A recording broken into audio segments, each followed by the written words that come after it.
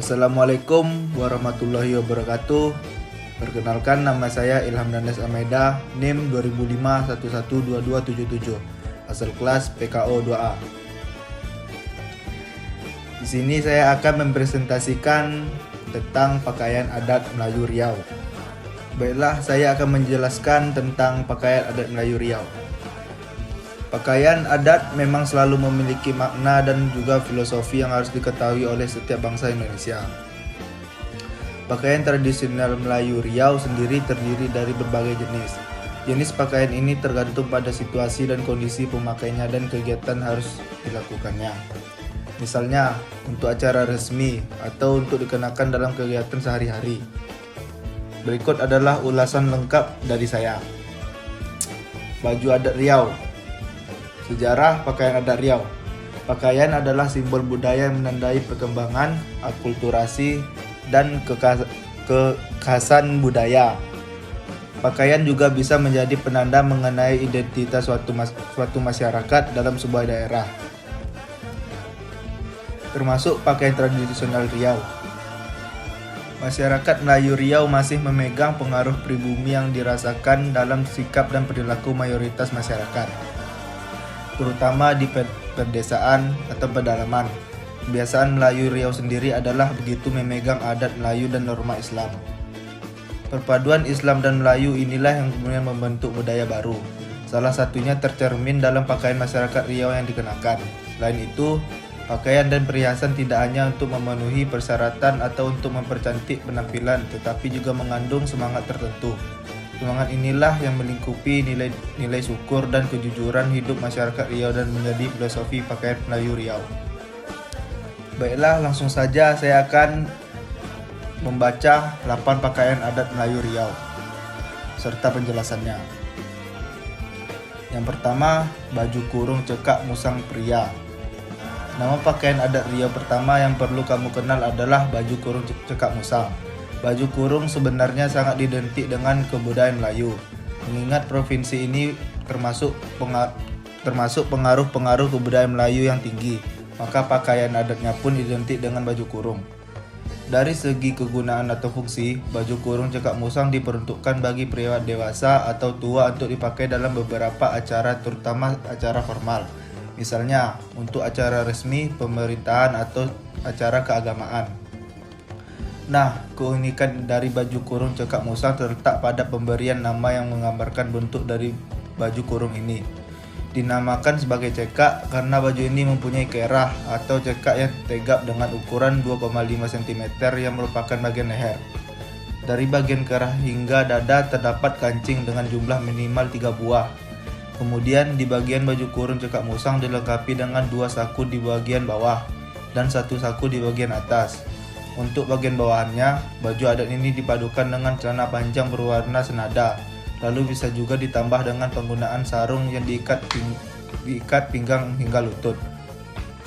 Tidak ketinggalan, bagian kepala juga diberikan penutup kepala berupa kopiah atau menggunakan tanjak laksamana atau penutup kepala khas dari Riau. Kamu bisa melaksanakan pemakaian baju kurung cekak musang lewat gambar pakaian adat Riau yang tertera di atas. Baju kurung cekak musang wanita. Baju kurung cekak musang ternyata bukan hanya terbatas dikenakan oleh orang tua atau dewasa, tetapi juga kalangan wanita. Namun, tentu saja dalam hal bentuk pakaiannya juga tidak sama dengan yang dipakai pria. Bagian kerah atau cekak dari baju ini juga tegap dengan ukuran yang tidak jauh beda dengan baju pria. Selain itu, terdapat pula kancing baju dari kerah hingga bagian dada. Ukuran baju kurung cekak musang wanita menjajak dengkul selayaknya baju kurung pada umumnya. Kemudian dalam penggunaannya, baju kurung cekak musang dipakai oleh para wanita untuk acara pengantin di malam berinai. Namun bisa juga dikenakan saat ada acara formal atau acara yang berhubungan dengan adat istiadat di daerah setempat. Ketiga, baju kurung teluk belanga. Nama pakaian adat Riau berikutnya ini adalah salah satu pakaian adat yang ditetapkan oleh pemerintah Indonesia sebagai ikon pakaian adat dari Riau. Sama halnya dengan baju kurung cekak musang, baju kurung teluk belanga juga diperuntukkan bagi pria dewasa ataupun tua.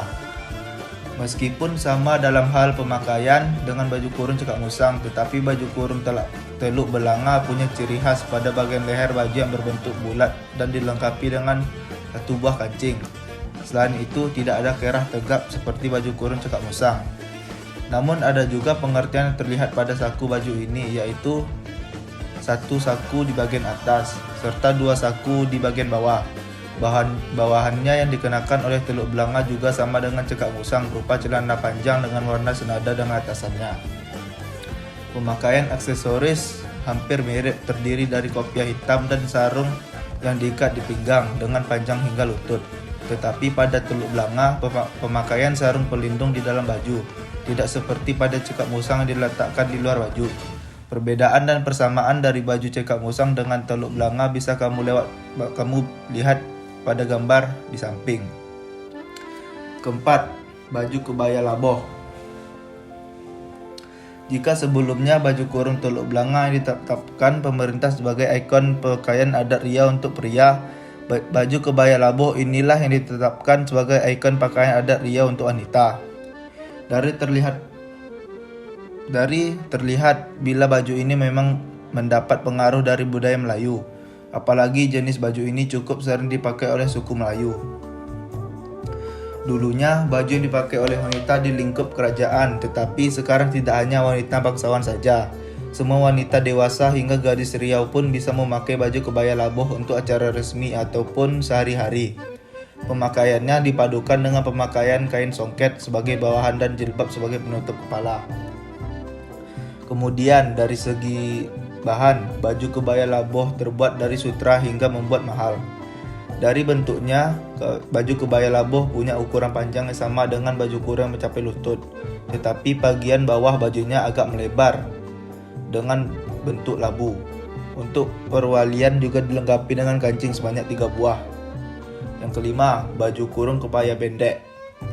Alasan kenapa nama pakaian adat Riau satu ini disebut dengan baju kurung kebaya pendek tidak lain karena ukuran bagian bawah kebayanya tidak sampai dengkul seperti baju adat Riau lainnya. Bahan baju kurung kebaya pendek merupakan kain katun sehingga cukup nyaman untuk dipakai, lalu dilengkapi dengan hiasan payet pada beberapa bagian di baju tersebut. Bagian bawahan dari baju kurung kebaya pendek umumnya berupa sarung atau kain songket yang dikenakan sebagai rok. Kemudian untuk penutup kepala bisa memakai jilbab sebagai wujud ajaran Islam. Kegunaan baju kurung kebaya pendek dapat dipakai di kegiatan sehari-hari oleh para wanita baik yang dewasa maupun para gadis. Di samping untuk kegiatan sehari-hari, pakaian adat ini juga dipakai untuk acara pernikahan, terutama saat malam berdandan. Yang keenam, baju kurung tulang belut. Dari adanya pakaian adat Riau yang di atas yang menunjukkan tampilan baju kurung tulang belut, terlihat pula pakaian adat ini memang tidak jauh beda dengan baju kurung lainnya. Akan tetapi, bila diamati lebih lanjut, terdapat perbedaan pada adanya saku serta bentuk kerahnya. Bentuk kerah dari baju ini bulat dan ditambah dengan kancing baju yang salah satu biji. Pakaian ini dilengkapi dengan hiasan yang ada di bagian tepi, sehingga tidak begitu polos. Lalu pada bagian bawahnya mengenakan rok yang mempunyai warna sama dengan atasannya. Dari segi pemainnya, kebanyakan adat Riau lebih sering dipakai oleh wanita yang sudah tua. Mereka sering memakai baju kurung tulang belut dengan selendang yang disisihkan dan diakhiri dengan penutup kepala berupa jilbab. Yang ketujuh ialah baju monyet. Bisa dibilang jika nama pakaian adat Riau ini terbilang cukup unik, yaitu baju monyet. Pakaian adat ini khusus dipakai oleh para anak laki-laki yang bentuknya tidak jauh beda dari baju teluk belanga pria dewasa. Kesamaan tersebut terlihat dari bentuk leher bajunya yang bulat dan jumlah saku. Kemudian dalam memakai baju monyet ini, para anak kecil juga dilengkapi dengan kain sarung yang dipakai di bagian pinggang dengan panjang hingga lutut dan kopiah hitam untuk menutup kepala. Bagian bahannya juga menggunakan celana panjang, tetapi ada juga yang dimodifikasikan penggunaan baju monyet dengan celana pendek. Yang terakhir ialah baju kurung. Kalau anak laki-laki memakai baju monyet, maka anak perempuan Riau memakai baju kurung. Kegunaan pakaian ini sangat fleksibel. Anak-anak perempuan bisa memakainya untuk bermain bersama teman, mengaji, atau untuk mengikuti acara resmi bersama orang tua.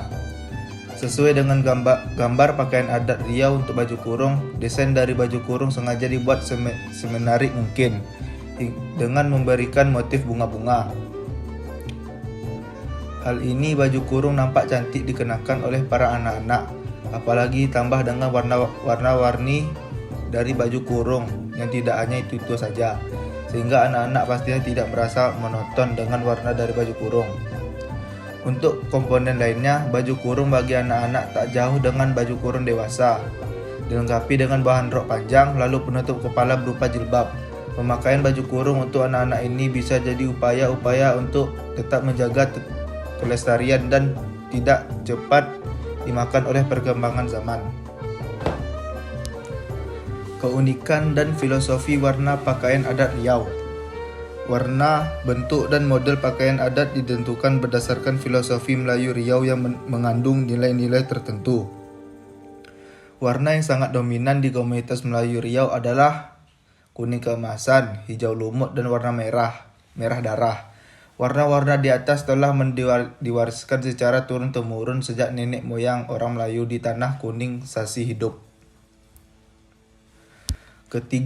Ketiga warna tersebut selalu terlihat di jilbab Rumbai Riau dalam acara pernikahan adat atau kebesaran budaya Melayu.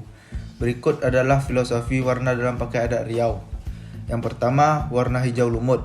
Hijau lumut melambangkan kesuburan dan kesetiaan, taat dan patuh, melawan ajaran agama. Warna baju hijau lumut sering digunakan oleh klan bangsawan, Tengku, dan Wan. 2. Warna kuning keemasan. Kuning keemasan melambangkan kebesaran, otoritas, dan kemegahan. Warna kuning keemasan pada masa kerajaan Siak, Riau Lingga, Indragiri, dan Pelalawan merupakan warna larangan yang tidak boleh digunakan sembarangan, sehingga warna kuning emas begitu tabu bagi rakyat biasa jika memakainya. Orang-orang yang berhak memakai pakaian adat dengan warna kuning keemasan adalah sultan atau raja dari tanah kerajaan Melayu. Sementara selir kerajaan atau istri sultan bisa mengenakan warna kuning keemasan hanya pada upacara kerajaan. Yang ketiga, warna merah darah. Merah darah melambangkan kepahlawanan dan keberanian, taat dan setia kepada raja dan rakyat. Warna merah mempunyai arti bagi masyarakat sebagai kecemerlangan. Nilai-nilai dalam pakaian adat Riau. Inilah nilai estetika sebenarnya yang terkandung dalam setiap baju adat tradisional Melayu Riau adalah sebagai berikut.